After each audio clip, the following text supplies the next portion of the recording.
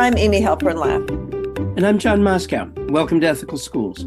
Our guest today is Jamie Woodhouse, host of the Sentientism podcast and YouTube channel, and a frequent lecturer in schools across the United Kingdom. Welcome, Jamie. It's a pleasure to be here. I'm a long-term listener of Ethical Schools, so it's an honor to be your guest. We're honored to have you. What is sentientism? So it's a worldview, and people will be more or less familiar with different sorts of worldviews. There are religious worldviews, Buddhism, Christianity, Hinduism. There are some non-religious worldviews like humanism, for example. So sentientism is another option, if you like. And like a lot of those other worldviews, it's trying to answer some of the really deep and I think the most important philosophical questions. Questions like, how can we know what's real and what's true? And just as importantly, questions of ethics, who matters and why do they matter? So sentientism is a worldview, but I summarize its answer to those big questions in one sentence, which is evidence, reason, and compassion for all sentient beings. So answers the how should we know question by saying, look, we should take a broadly naturalistic approach that uses evidence about reality, uses reasoning with a healthy dose of humility, because we know our reasoning is always flawed, to try and understand reality as well as we can, knowing that job is never finished, knowing that we should always be open-minded to new evidence and better reasoning. And the ethical question, it answers, clue is in the name, with this idea of sentience, which is just the capacity to have experiences or feelings. So a sentient being is any being that can feel or experience pain, joy, happiness, love, anything at all, really. And sentientism says we should have compassion for every sentient being, and we should have moral consideration for them. At the very least, we should try not to needlessly harm, exploit, or kill them. So that's pretty much it. Evidence, reason, and compassion, but the compassion is for all sentient beings, hence the name. Could you tell us something about the history of sentientism? Where did the concept originate? So the word is reasonably new. It's only been around since the 1970s, but these ideas are ancient and they have a very diverse range of global roots. And I'll see how far back into history I can push you here. The ideas of this sort of naturalistic epistemology using evidence and reason, I think, have been around for as long as humanity, because I think even early humans were using their senses, looking around their environment and trying to understand it honestly so that they could survive and prosper and reproduce. So those basic ideas of just using information about reality and thinking honestly about it to try and understand things, I think, are as old as humanity. But you could push that even further and say, maybe these ideas are even pre-human, because non-human animals for hundreds of millions of years have been using their senses to gather evidence of the world and have been at least doing some sort of rudimentary reasoning. They're not writing books or doing podcasts, but they are doing reasoning to build models of the world, to understand it and to exist. So again, this sort of naturalistic epistemology has ancient and deep roots.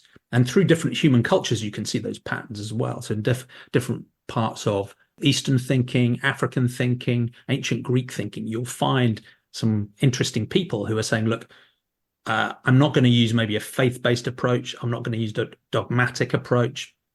I'm not going to use an approach that's based on revelation or authorities from the past. I'm going to reason based on the evidence I have to hand about reality. You can see those things in all sorts of different cultures, and that ripples through to the present day.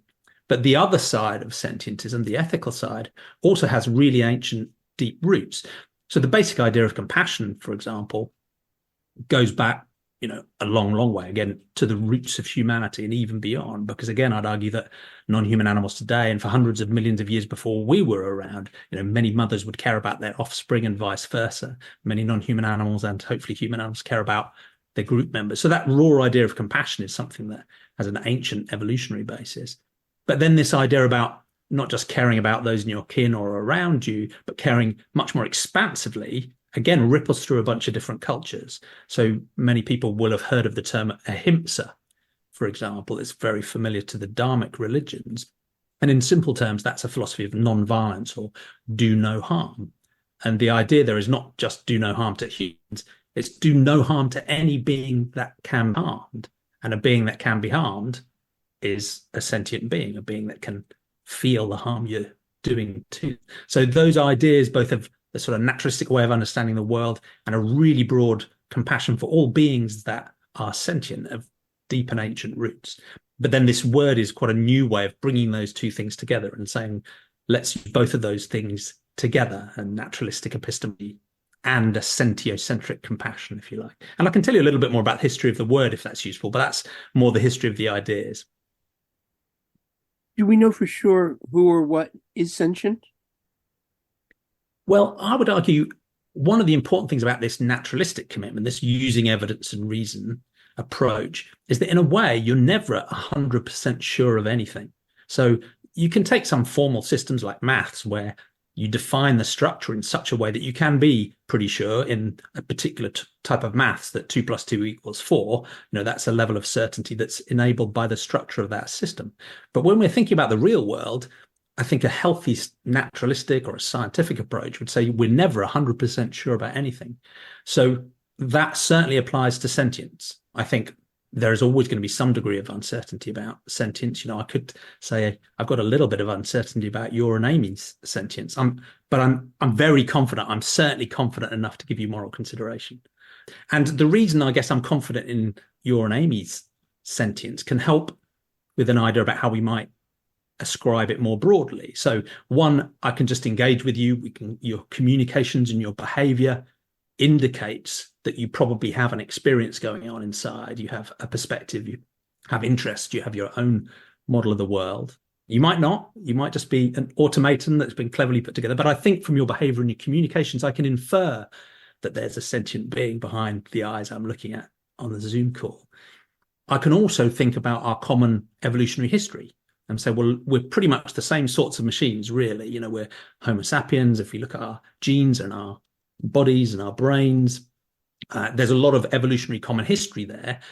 I'm pretty confident I'm sentient because if I pinch my hand, I can feel that. So I'm pretty confident because of our evolutionary past that you two, probably are too.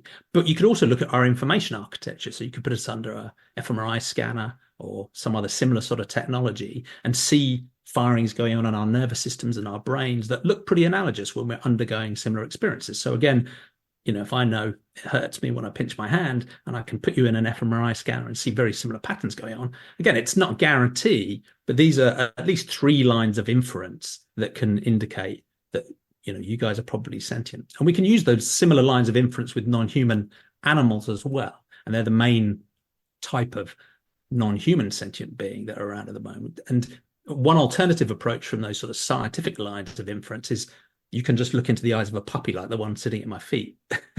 And that will give you a very intuitive, emotional sense that Luna down here is sentient. If I tread on her paw by mistake or if I feed her a chocolate drop, we can get a very intuitive, emotional sense of the sentience that's there too. So there's a bunch of different ways, but the short answer is there's no 100% guarantee, but I'd argue there's no 100% guarantee of any of our knowledge about the real world.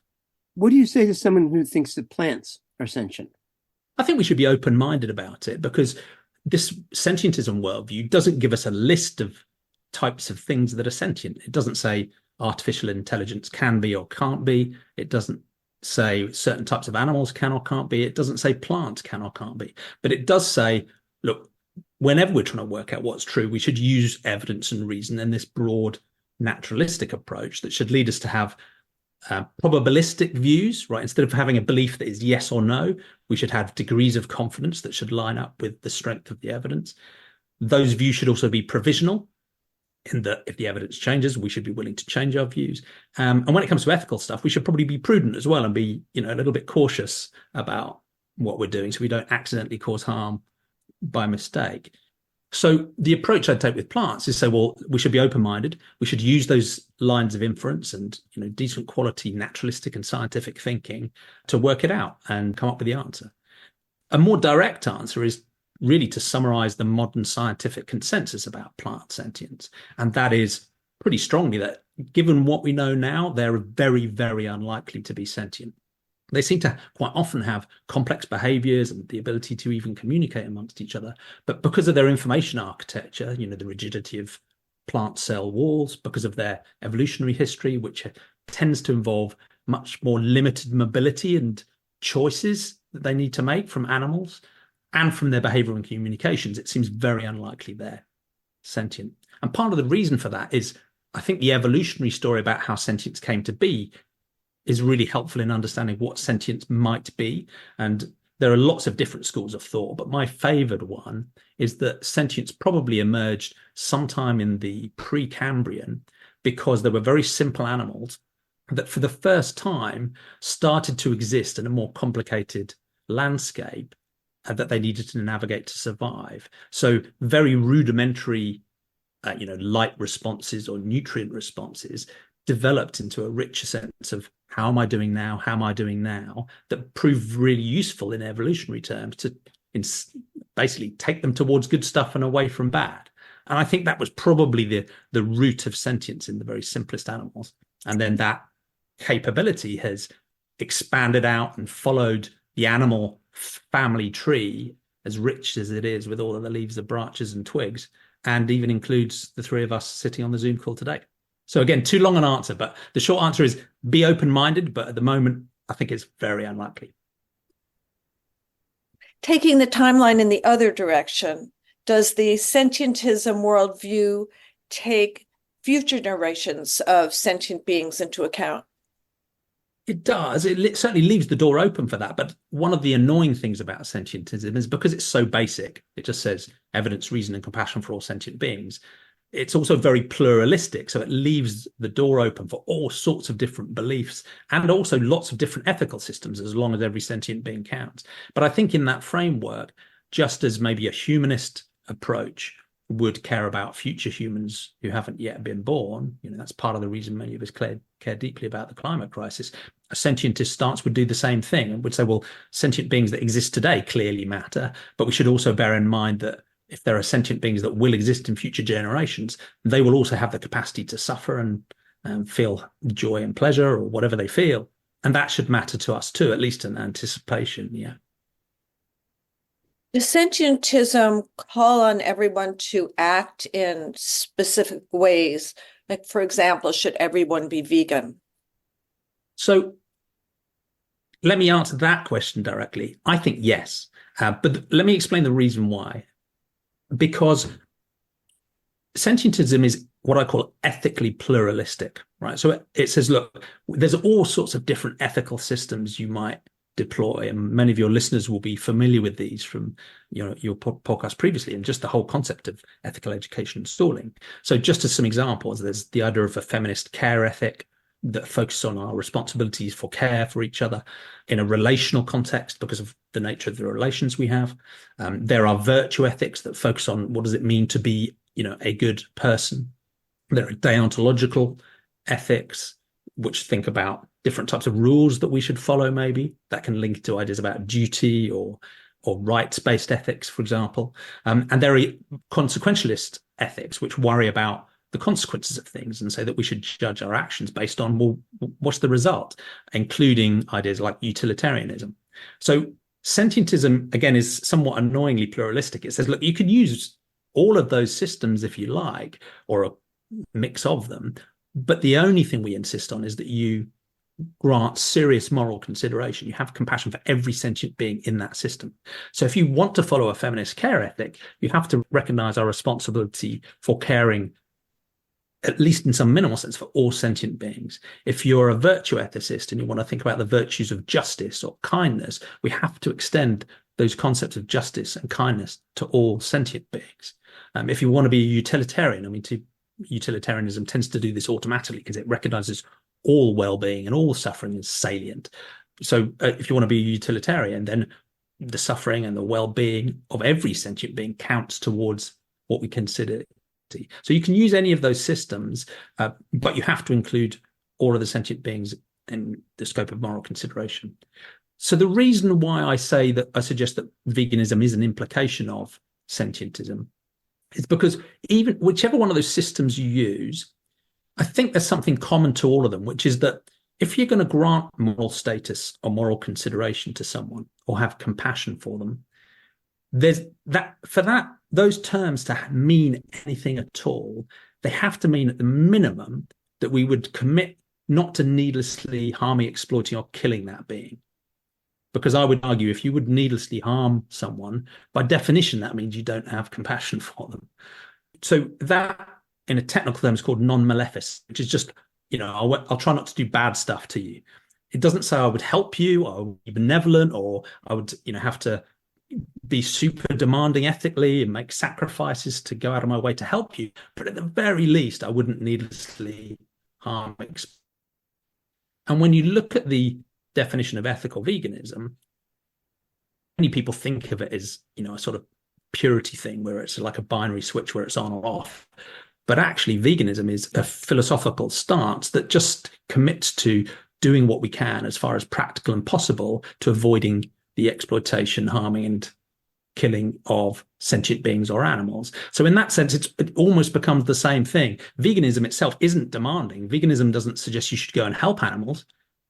It just says, at the very least, we should try our best as far as practical and possible to not harm them. So in a way, yeah, I think that if you have compassion for someone, almost by definition, that means you take the stance that says exploiting, killing, or harming them would be bad. And in a way, that's all that veganism is. It's just doing what we can to try and avoid causing those things for all sentient beings, which ties up pretty closely with the definition of animals. So I have, I guess, two parts of the same question off of that. So one is that, many indigenous people have traditions of hunting and killing animals for food, but tied in with that, thanking the animal for giving its life in order that they can eat, and being very conscious of the fact that there is a relationship and they are killing because they're then going to eat the animal. And then, I guess, tied in with that, you have whole cultures, such as, for example, in the Philippines, where the major food is rice and fish. So I guess my question would be, what would you say to people from either of these cultures when you're explaining sentientism and how you would hope that it would impact their behavior? Yeah. There's so much to say there, but let me try and break it down into a few different perspectives. One is that a sentientist philosophy doesn't say that we can't ever harm or kill or exploit. There might be situations in which it's ethically justified, but those have to be serious justifications. So just as someone who believes in human rights or has a humanist view would say, well, look, I care about all humans, but they can still imagine situations where it would be still ethically justifiable for a variety of reasons to harm or kill someone else. Sentientism allows that space too. It says, look, it's up to us to work that stuff through, and there will be difficult ethical trade-offs, but every sentient being should count seriously in our moral consideration.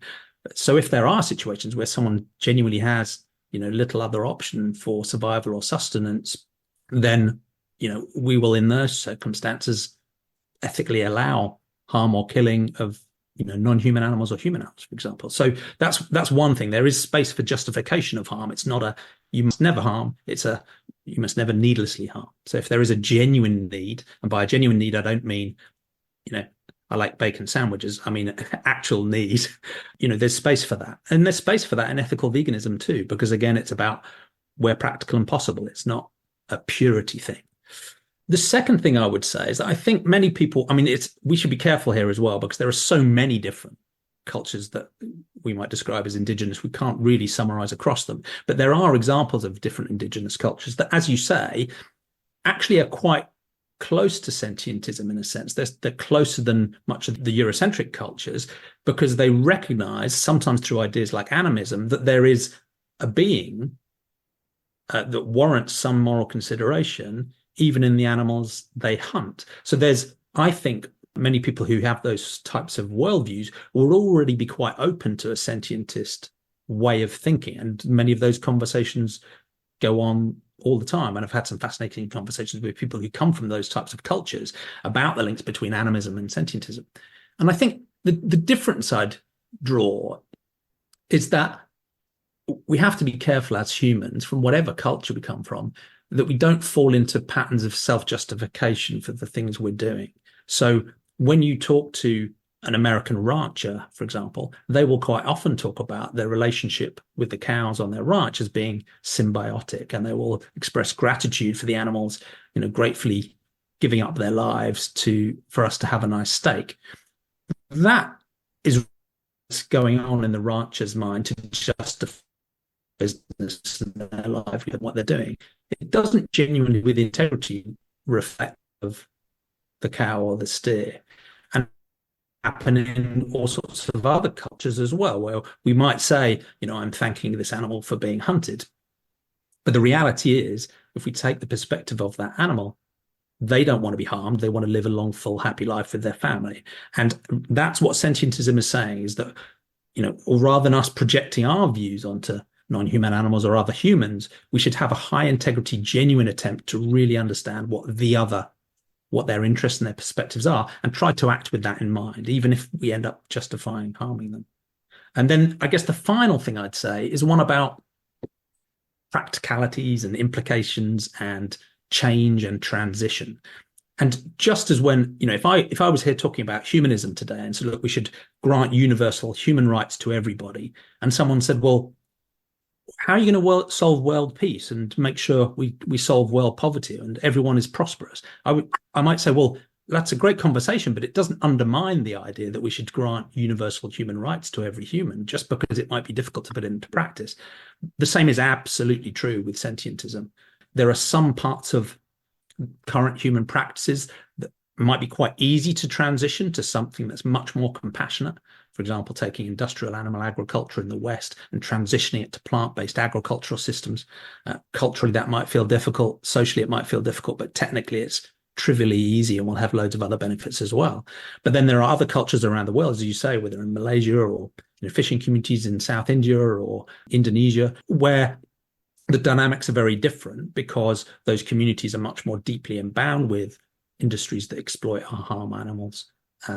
They have fewer options, and the transitions there are going to be more challenging and more difficult. But there are people within those communities who are already working on those types of ideas.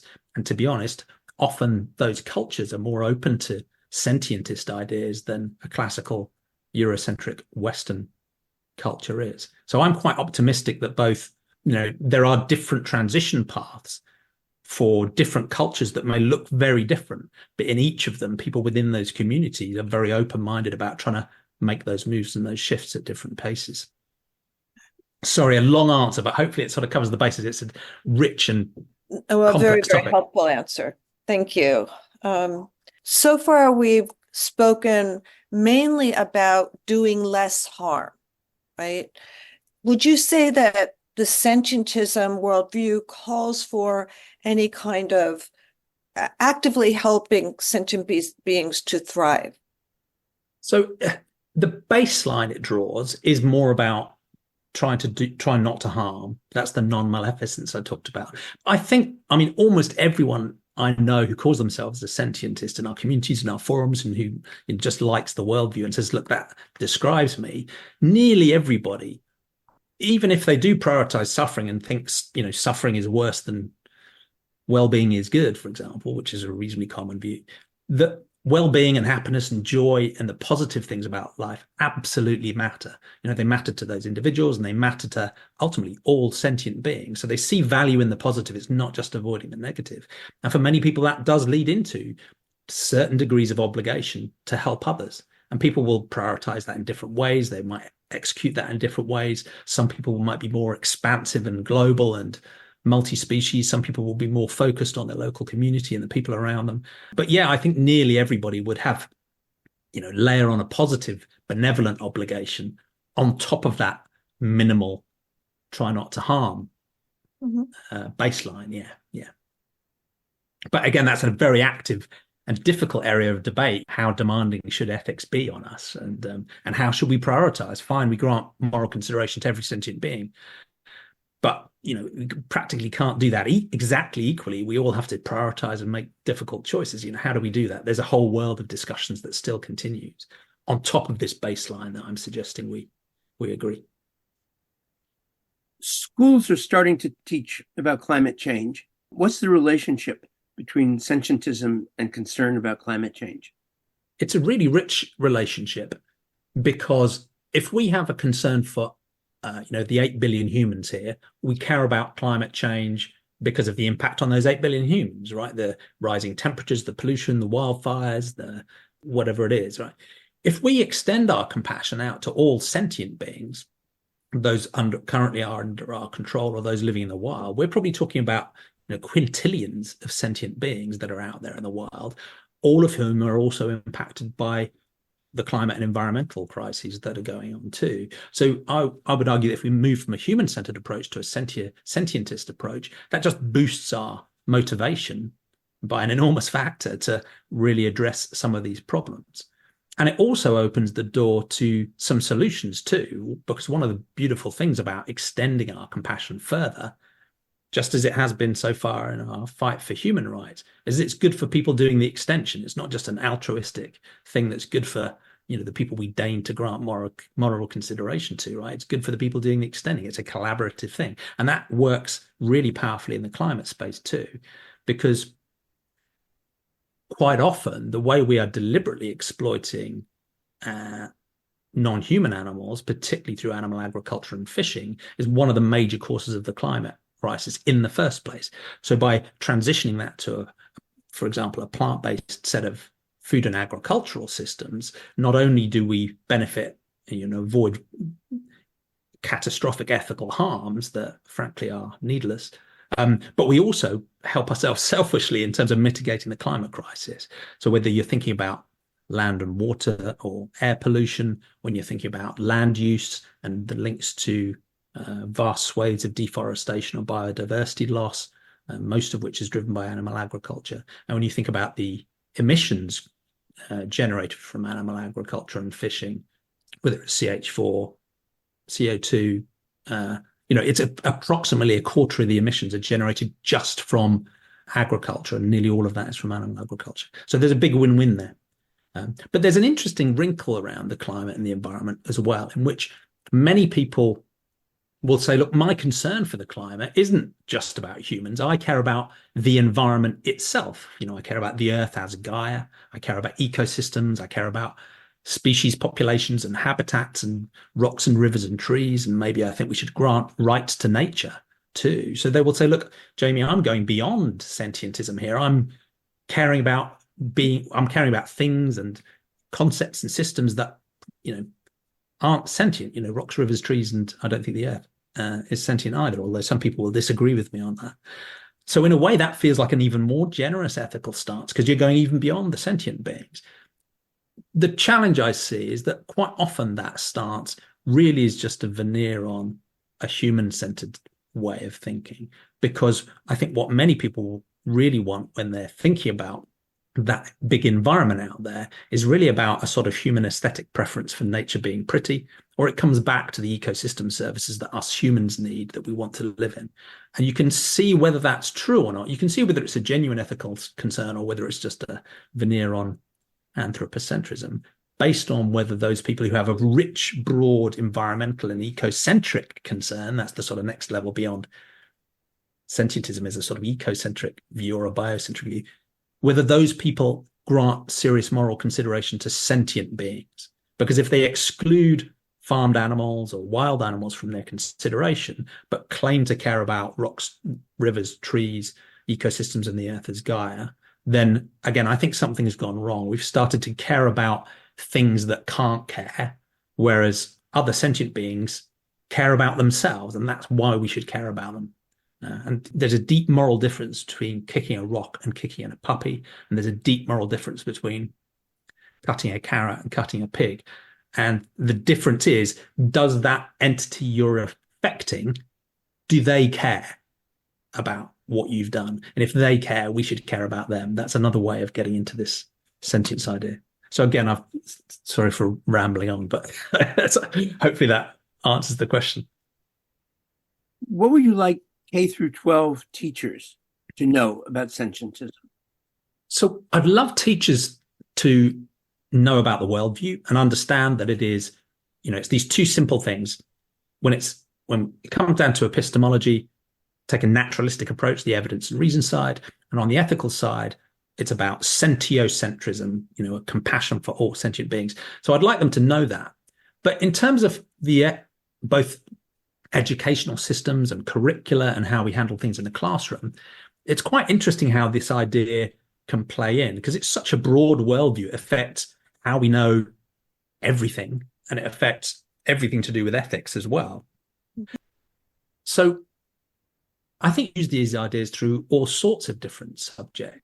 Why just teach human history? Why not teach the history of non-human animals and how we have lived with them and around them and how they've existed over time. When we're thinking about geography, why should it just be natural world of earthquakes and volcanoes and rivers and oceans, and then urban geography or social geography about humans? What about the geography of animal spaces and how and where they live? When it comes to economics and politics, why are we just thinking about human values and human democracy? Maybe there's openness to ideas about shifting from a democracy to sentiocracy, where other sentient beings could be represented in our political systems in various ways. So I think in almost every subject, you can think about broadening our ethical scope and saying, well, why just humans? But I think you can also play the epistemology in as well. That's obviously a strong factor of sciences. You're talking about biology and physics and using evidence and reason and experimentation ideas, but often they're skimmed over, and there isn't much discussion about, there are different choices here, right? There are different sorts of ways of knowing and epistemologies, and this is why this naturalistic approach is so powerful and so useful, and I think it would be good to emphasize that, and also to play that through into other forums as well. So if we're thinking about teaching civics or other topics about citizenship, that idea about really good quality epistemology can feed through into how we help young people deal with misinformation, disinformation, conspiracism, how to apply critical thinking, media literacy, how to work out which sources to trust. And so it runs through very deeply there. And when we're teaching again about civics or citizenship or philosophy, or in the UK, we have subjects that are either religious education or religious and worldviews education, we can actually teach the worldview explicitly and say, look, here's a way of approaching the world that some people ascribe to. You can set it alongside other alternatives like Buddhism and Christianity and Hinduism and humanism, and compare and contrast and take a pluralistic approach to understanding the different worldviews. So I think there's two things I'd love to see. One is just infuse the worldview into absolutely every aspect of educating people about different subjects, but also teach the worldview directly. And there might also be an influence on the pedagogy you take and the philosophy of education itself, because I think a sentientist approach to education, because of our central compassion for the children in our schools, would prefer a child-centered, empowering approach that isn't just about cramming a curriculum into them so they can memorize it. It's about enabling them to do what they want to do with their lives and their futures. Are children naturally compassionate, or is compassion something that needs to be taught? Well, this is a fascinating topic, and I've been lucky on my own podcast to interview some psychologists who've studied exactly these questions, and they've gone through and done different surveys at different ages about how kids think about exactly these topics. And I don't want to be too naive about young children. I don't think we're born as some sort of ethically or epistemologically perfect being, and then we're tainted by society. But there is something to that. So when I'm running workshops and classes in schools, and I will sometimes say, look, this idea, this sentientism idea I've described to you may seem a little strange, particularly if you've just been learning about 5 or 6 different religions, and now there's this way of thinking. It's very different from a religious way of thinking. But at the same time, it's not that unfamiliar to you, because if you've got younger brothers or sisters who are 3 or 4 years old, or in a way, they are operating in that sort of sentientist way, because they are, with their limited capacities, using evidence from their senses and looking around, and they have a natural curiosity. They're trying to understand the world, and they are doing, at least basic 3 or 4 year old reasoning about the world. They haven't been told things that aren't true. They haven't been told to believe things just because. They haven't been told, even if the evidence changes, don't change your mind. They start out with a basic level of curiosity that I think is a core of a sentientist way of thinking. And they also do have a deep intuitive compassion. So, of course, there are the examples of, little boys out of curiosity, mostly pulling the wings off flies, or, there are instances of children being cruel to each other and to non-human animals. But I think most young children do have that intuitive compassion. If their mother is upset, they will feel sad too. And if you put a young child with a pig, they will care for it. They won't want to harm it. And many children then really struggle, because what happens from that starting point, again, I'm not saying it's pure or perfect, but most kids start out curious and open-minded and willing to learn. And they start out generally with a broad compassion that already spans the species boundary. But then what happens in our education system, and I don't mean just schools, I mean culture, society, parents, other adults, is that one, most children around the world are then taught, frankly, a series of things which are probably fabrications. They're taught a series of things which they are told to believe, even if the evidence contradicts them, based on authority or dogma. And they're also taught an epistemology, which is, I've told you the facts, that is the end of the story. There is no point doing further evidence and reasoning because we already have the answers. Or some other form of epistemology about trusting an authority unquestioningly, even if the evidence contradicts it. So on that epistemological side, kids start out curious, and then we frankly often teach them dogma, fabrications, and beliefs that just aren't true. And on the compassionate side, something similar happens where through a process of hiding the truth, obscuring the truth, we eventually come to enculturate kids into the view that it is completely ethically acceptable, maybe even desirable, to at a catastrophic industrial scale exploit, harm, and kill very obviously sentient beings because we like the taste of their bodies or their secretions, and because culturally and traditionally we've come to appreciate those sorts of foods. And quite often children have terrible moments of cognitive dissonance, which many parents will have experienced and school teachers will experience, when they come to realize that the food on their plate is actually made from a sentient being that otherwise they would show compassion to. So in a strange sense, while, I'd love people to be taught a sentientist worldview, and I'd love that to be infused into the education curricula so that kids at least have the chance to adopt it, it's almost as important that we try and step back from teaching them away from it in the first place, and trying to move away from harmful indoctrination in our education systems where we break kids' ethics. We teach them to be less compassionate and to exclude other sentient beings, whether they're human or not, from moral consideration. And we teach them a broken epistemology, which, frankly, in the modern world, puts them in a very difficult position when they're swimming in misinformation and disinformation. And if we brought kids up to believe unquestionably, an authoritative source, and then we expect them to navigate today's social media landscape, and this is partly why we're struggling, right? Because we've taught them a terrible tool set to go into that world, when what they really need is something that is grounded in, good quality evidence and reasoning, and open-mindedness, and a rich, generous ethical scope that excludes nobody and no sentient being from our moral consideration. So in a way, it's as much about undoing the harmful stuff as it is about, teaching a different way, I think. Mm-hmm. What kinds of questions do students ask you? And just thinking about what you were just saying, do the questions change a lot with the student's age? They do tend to change. I guess another way into that is to say, well, what are the questions I ask at different ages too? And one of the brilliant things about talking about these ideas in schools is even the very youngest kids get this stuff more intuitively than most adults. Because with many adults, when you talk about these ideas, you will lay the ideas out and they will already be thinking through the implications and using those implications as a reason to challenge and undermine and go, what about this? What about that? Whereas kids, I think, are often more ready to ask the big questions and think about them in a fresh way. So even with 4 or 5 year olds, we talk about epistemology and ethics and all of these big words and sentientism and so on. But when you start a conversation with a group of 4 or 5 year olds and you say, how do we work out what's true?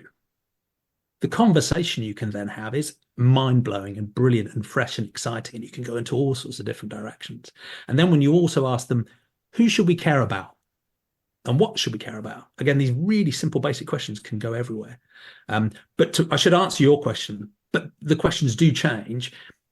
My experience in the UK is interesting because most of what I've done so far is in the context of a specific part of the curriculum, and that is about religious education or religious and worldviews education. And in the UK, that space used to be quite concentrated on just teaching you Christianity, and then it modernized a bit to say, okay, there are some other religions as well we can teach you about. And now it's shifting more openly into thinking about views and philosophy and worldviews, including non-religious worldviews, more sentientism and so on. It is fascinating.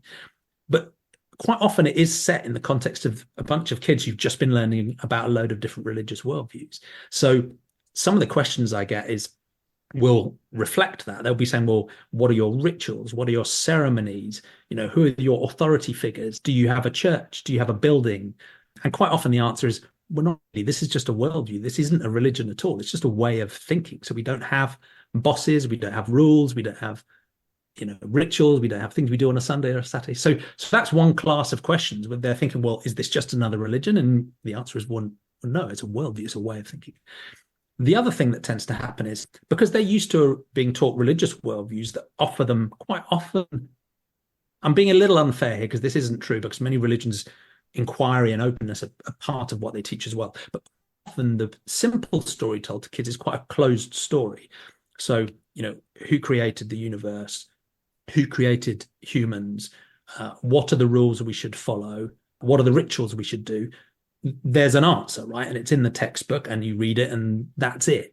So the answer is closed. So one of the fun things about teaching about sentientism is that as soon as you say to them, well, most scientists don't believe that God created the earth, or they don't believe that God created humans, and we believe in, an evolutionary approach to understanding biology, and we use physics to understand, the evolution of the universe, they start asking you questions about everything because they're so used to being told, well, here's the answer, here's the book, that is the answer. So that to suddenly be told, one, well, we don't know many of those answers, but here are the fields that are trying to work it out. So kids will ask me, how did the universe get created? Where did life come from? Where did humans come from? What is consciousness? How will the universe end?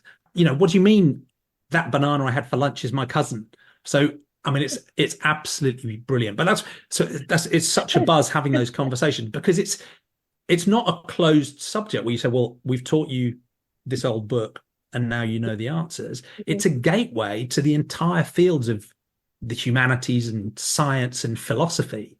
And instead of me telling them the answers in that room, although I love to have a go at it, the answer is, go find out. And here are all of the fields of human knowledge. And that's the fun. That's the curiosity. And you've got to live with the uncertainty about those big questions. So, so there's hopefully gives you a flavor of some of the questions I get, but it's a bit mind blowing. Yeah. Really? Can students incorporate sentientism into their actions as well as their subjects?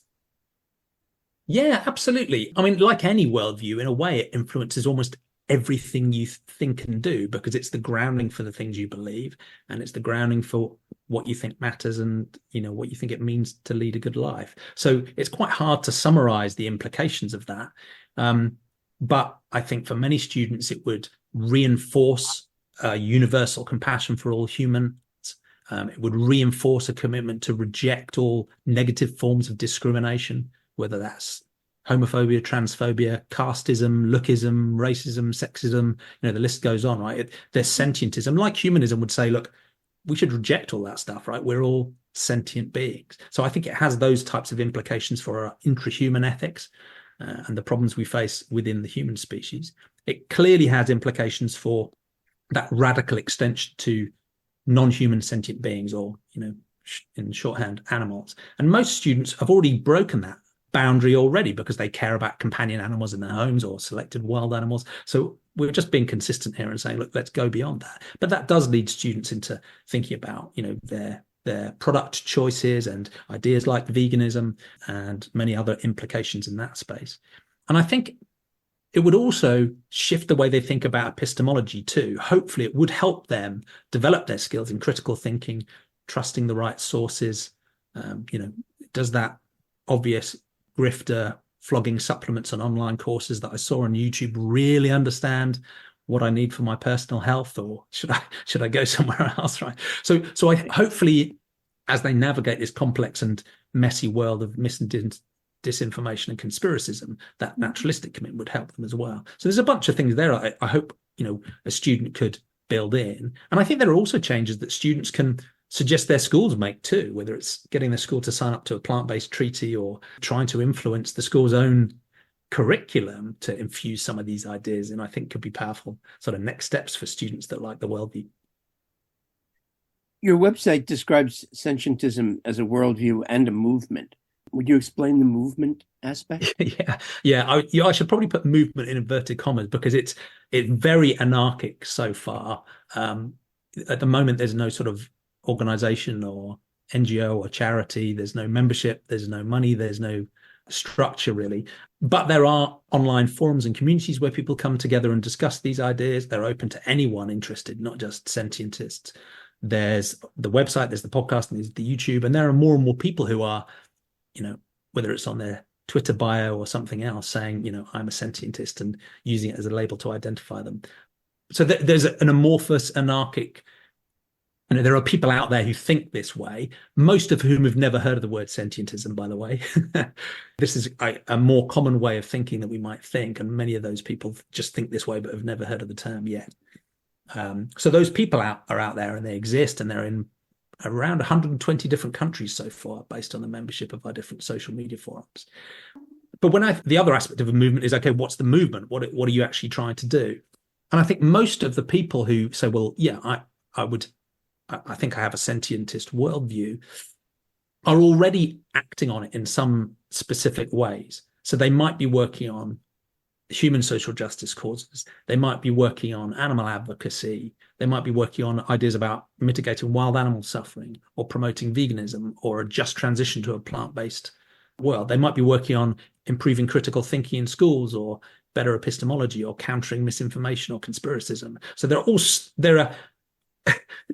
almost the complete scope of human caused problems we might want to go and address, or justice opportunities we might want to go after, that are motivated by people's sentientist worldview. And then there's a smaller group of people who actually want to help promote the worldview itself. And that's a distinct thing. That's, can we take it into schools? Can we build the social media groups? Can we educate the public, sharing the social media and the podcast and the YouTube? But that's a smaller group of people who are they like the idea of trying to upgrade humanity's worldview in general, because that should improve every decision we take if we're understanding reality a little bit better and we're not excluding any sentient being from our thinking as we do it.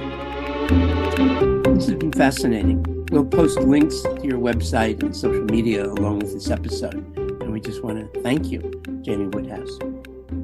It's been such a pleasure, and I'd love to continue the conversation. So if people want to reach out via the website, or if you just search for the word sentientism, so that's sentient with ism on the end, pretty much anywhere you'll come across our work, and we're on most of the social media platforms. So please do reach out. Let me know what you think. Brutal feedback is also welcome. And I hope your audience have found the idea interesting and maybe a little compelling. And we'll look forward to having you back on the show. I would love to do that. Thank you, listeners. Check out our new video series, What Would You Do? A collaboration with the Harvard Grad School of Education and Ed Ethics. Go to our website, ethicalschools.org, and click video. The goal of the series is not to provide right answers, but to illustrate a variety of ethical viewpoints. If you found this podcast worthwhile, please share it with a friend or colleague. Subscribe wherever you get your podcasts and give us a rating or review. This helps others to find the show. Check out our website for more episodes and articles, and subscribe to our monthly emails. We post annotated transcripts of our interviews to make them easy to use in workshops or classes.